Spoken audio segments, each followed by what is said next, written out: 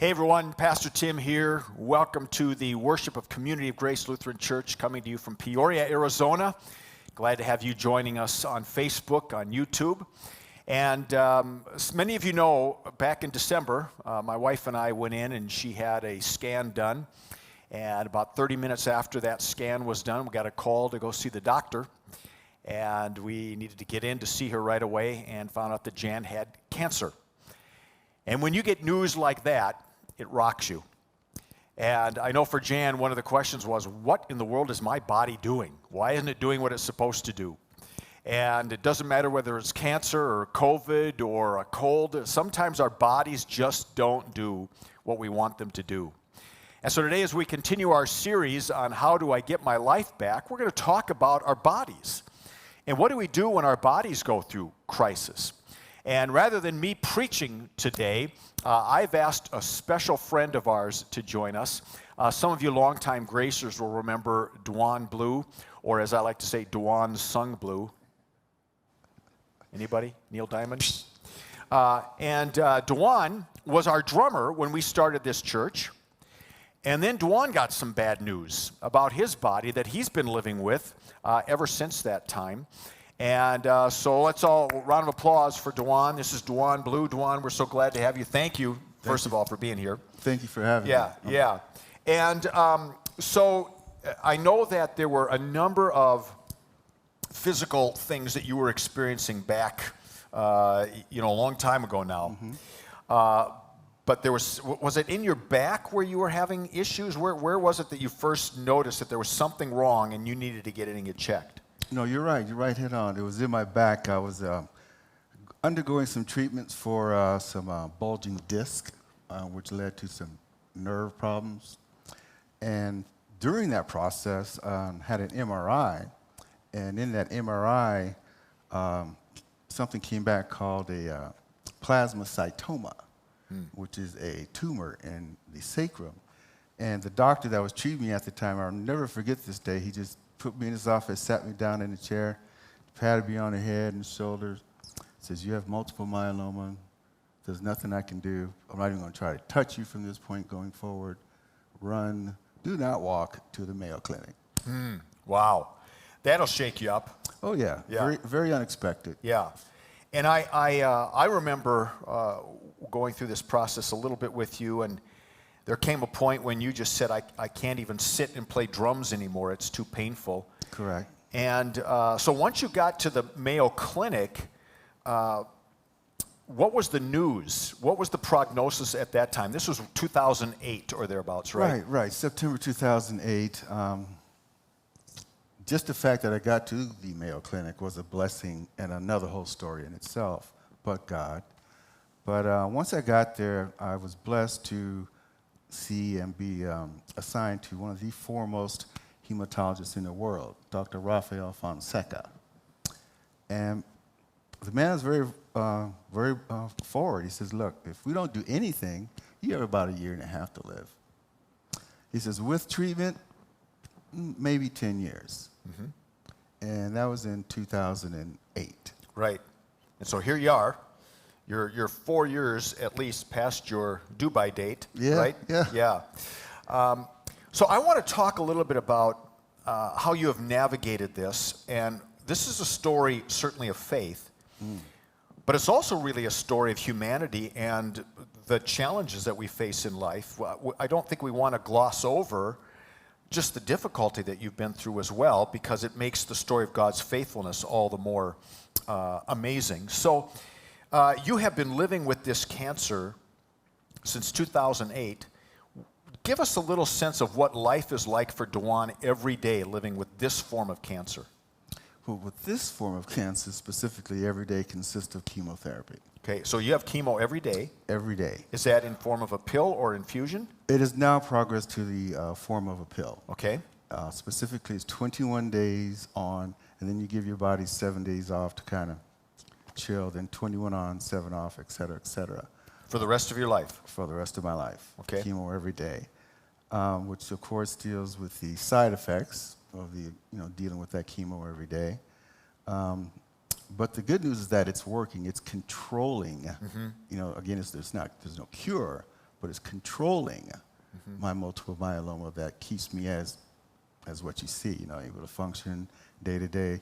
Now, I'll be honest with you, there's some days I don't make it out of the bathroom, let alone out of the house. Sure. And quite honestly, that's most days. Yeah. It's a blessing for me to be here today. Mornings are challenging for me. Mornings are challenging. Are you on chemo now, or are you in the break? Oh, I'm on chemo right now. So partly what's amazing that I can now understand that I couldn't have 6 months ago is having Jan just finished up 6 rounds, 2 weeks on, 2 weeks off. I could see what those 2 weeks on did to her, where the first few days, not bad, and by the 14th day, she's just, don't touch me, don't look at me, don't talk to me. I just need to get through this day. So for you, and there's a sort of an end game for her. They don't think she's going to have to do this the rest of her life, but like your cancer, it's not curable, it's treatable. So you have that every day, right? And then you get a few days off, and then it's back on with knowing this is my life. But it hasn't just been chemo. I mean, you've had trips in and out of the hospital and so on as well throughout these years. Oh, yeah. Yeah, when I walk into the Mayo Clinic, it's like, Norm. Yeah. That's a reference to Cheers, by the way. Yeah. I know they've got the Duon Blue wings. Yeah, exactly, exactly. The multiple myeloma was just the first leg of my journey at the Mayo Clinic. Unfortunately, in 2012, I was diagnosed with prostate cancer. And the PSA count was so high that after consultation with the head of the hematology and urology departments, there was no question. Take it out. Got to go. I'm like, okay, I hear you, God. You got it. So I went through that process, continuing, of course, the chemotherapy every day for the multiple myeloma, every day, year after year. And then in 2020, the prostate cancer mysteriously came back ferociously. Now, keep in mind, I have no prostate. Right. So I'm like, okay, what's up with this, God? He's like, I got it. I'm like, okay. So 2021 was a very challenging year, as you stated. Went through numerous nukes, scans, pokes, prods, Still on chemo, still undergoing treatment for my back. And as we speak now, I'm just waiting. I have no idea where we're at with the prostate cancer. We did do 2 months of radiation therapy, et cetera, but it did not do what we had hoped. So now we're just sitting back. My faith is my strength. I can't focus on stuff like that. I just say, God's got it. Whatever God's plan is for me, use me. Yeah. Look at me. I have 2 forms of cancer and a bad back. You wouldn't know it if we weren't having this conversation. Right. So God has other plans for me. Yeah. So I know, and we're going to talk about that in a moment, because that's what inspired me to bring you here today, was just how you have sensed God's presence in the midst of this. Amen. I remember visiting you years ago at Mayo Clinic, and it didn't look good at that time. I mean, I thought this might be the last time I see Duon, and of course here we are all these years later. You also are dealing, just to give people a sense, you've got some back issues where you can't even feel a part of your body at this point. Yeah, the original issue which led to the discovery of my multiple myeloma, that has never gone away. As we speak today, it primarily affects the left side of my body. For example, the 3 left toes of my left foot are completely numb. Thank goodness for the outside toes to keep that balance going. Okay. You don't even think about those things, do you? Peripheral neuropathy, sciatica. Yeah. Big deal. You're a walking Job. Yeah. And Job is my favorite book from the Bible. Yeah. Which isn't a surprise. So now, how have you? There have got to be times when you are just really frustrated and say, why doesn't my body do what it's supposed to do? Why is this happening? Yeah, why is this happening? I wasn't created for this. There must have been and must be at times where, your faith aside, I don't know if I'm going to get through it today. Pastor, there have been times where I have gone to the abyss Yeah. of depression. Yeah. And the only thing, I repeat, the only thing that has got me here today is prayer and faith. Mm-hmm. Without faith, I have no hope. Yeah. So in those times I'm in that bathroom, having those meetings with the bowl of directors, as I refer to them. My wife on the other side of the door, feeling helpless. Yes. Yeah. Yeah. But God. Yeah. But God. No faith, no hope. Yeah. Period. I would not be here without that, period. So here's what I find moving about your story. It's easy to believe in God when things are going all right. Although it's interesting how we tend, when things are going okay, we tend to then don't need God as much. It's easy to believe God when there's a miraculous healing. Mm-hmm. You're sitting around a toilet bowl, barely able to get up, and yet there's something about the God you believe in that has hung on to you. What is it for you about God's grace that is so meaningful when you haven't been healed in the sense of you're still sick, you still got cancer, it looks like you always will be. How is it that you have been able to maintain faith in God, or what is it about God that has continued to hold you? Knowing that without His grace and mercy to get me through the trials and tribulations that I must experience each and every day, I just couldn't do it. Mm-hmm. I know that my faith in Him gets me through what I need to get through each and every day. I know that He is getting me through these things each and every day for a specific reason. It has got to the point where I now understand my purpose as to why He is doing this for me. Mm-hmm. I ain't dead, so He ain't done yet. Right.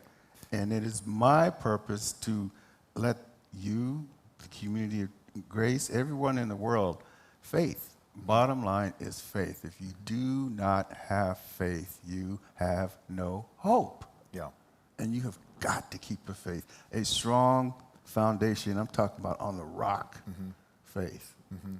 Job, for example, faith. I mean, there's so many examples in the Bible of people who would not have existed or made it through whatever it is that they were going through if it were not for the faith and knowing that God's got it. Mm-hmm. And that's where I come from. I just say whatever it is, God's got it. Mm-hmm. I just need to do what He wants me to do while I'm still here. Yeah. And what I feel and what I know that He wants me to do is just tell people one of the most basic principles of the Bible, your faith, is one of the strongest. One of the strongest. Prayer and faith. Never, ever, ever underestimate the power of prayer. Yeah. You talked about being in the abyss, and I think a lot of people can relate to that moment. Certainly Jesus can. My God, why have you forsaken me? Mm-hmm. You ever gotten angry at God and just sort of, what's the deal here? In the beginning, like most cancer patients, you ask the who, what, where, why me, da-da-da-da-da. You go through this phase. And, but it's gotten to the point now, I've been fighting this. I consider myself not a cancer survivor, but a cancer fighter. Yeah, right. Good point. And I have been fighting this since 2008. And throughout this fight, I've come so closer in my walk with Him. Mm-hmm. He's been carrying me. The old poem Footprints. Yeah. He's been carrying me. Yeah. And now it's to the point where, regardless of the trials and tribulations that I'm going through, now it's to the point I say, okay, God, I know you got it. You can put me down. We can walk together side by side. And I will feel whatever purpose you have for me in my remaining days on this earth. I think almost every time I see you and I say, how you doing, it's always something about, well, I'm still on this side of the dirt, or I'm having a blessed day. I mean, I've never heard you say anything that's sort of negative. It's an amazing story for people like us to hear you, someone who's still very, very sick, still in pain, still with this uncertain future, be able to say that God is good. Because he is. Yeah. All the time. Yeah. You know, I'm blessed to be alive. You know, if it were like you said, if it were up to mankind, I'd have been gone in 2018. Yeah. But God has another plan for me. You know, because he is. He's good all the time. And I get a lot of that, you know, I'm going to give credit where credit's due. My father, man, I know this is going to sound crazy. He said Jesus was the last man to walk on water, but he's the closest version I see on this earth. He has instilled such a strong sense of faith and hope in me. You know, it is from he who I got the term, I'm blessed to be alive. Yeah. My father's been saying that for years. Blessed to be alive. Regardless of what he's going through, I'm blessed to be alive, blessed to be alive. And I picked that up from my dad. So I got to give credit where credit's due. If it were not for him establishing that strong Christian foundation in the home for me, I don't know where I would be today. Yeah. Yeah. So I know that there are a lot of people who are watching right now, are either going through whatever it is, where their body's just not doing what it's supposed to do, or they've got loved ones. Just sort of look them in the eye, and what would you say to them based on what you've been through today? I would say to you, you know, not only if it's a health situation, if it's a situation with your children, your spouse, your job, your career, whatever it is you're going through, whatever it is, you have to keep the faith, because without the faith, you have no hope. If you give up faith, you're lost. You're lost, in my opinion. So having a strong faith base approach is not only applicable to your health, you know, because we all go through problems with health, but again, I don't care what the situation is. If you're having problems with your children, your spouse, your wife, your husband, your job, your church, whatever it is, just don't give up. Put it in God's hands. God's got it. If you keep the faith, you will have hope. Put God first, and everything else will fall into place. I'm still here. He's still on this side of the dirt, as he likes to say. Blessed to be alive. Blessed to be alive. Hey, before we wrap up, and thank you, this has been great. How's your family? You know, the family's good. I mentioned my dad. My dad is 82 years old now. Still going to work, pointing fingers and signing checks. God has been very, very good in his world. He's got some fantastic things coming up in his world within the next few months, which you will hear about in the news. Good. So I'll just let God take care of that. And you and Debbie have been married how long now? Deb and I have been married for 27 years. You were married on Valentine's Day, weren't you? Yes, we were. Yeah. Yeah. And you know what? I tell this, and I thank your wife. Yeah. I thank your wife. Jan has meant, you and Jan both, but I'll never forget that day. Because I told this story at my small group church the other night, a couple of weeks ago. It's kind of funny now. I remember at the old community of church property way back on 51st Avenue. Yep. And my little boy, Devin, was running around. He was like 2 years old. And Deb and I were not married at the time. And we had just found out she was expecting another child. And Jan, with her loving, Christian, but firm approach, she goes, "What are you doing?" That's all she said. "What are you doing?" Man, we ran and got, man. come back church next week. Yeah, see you guys. So, Jan, I love you for that. Thank you.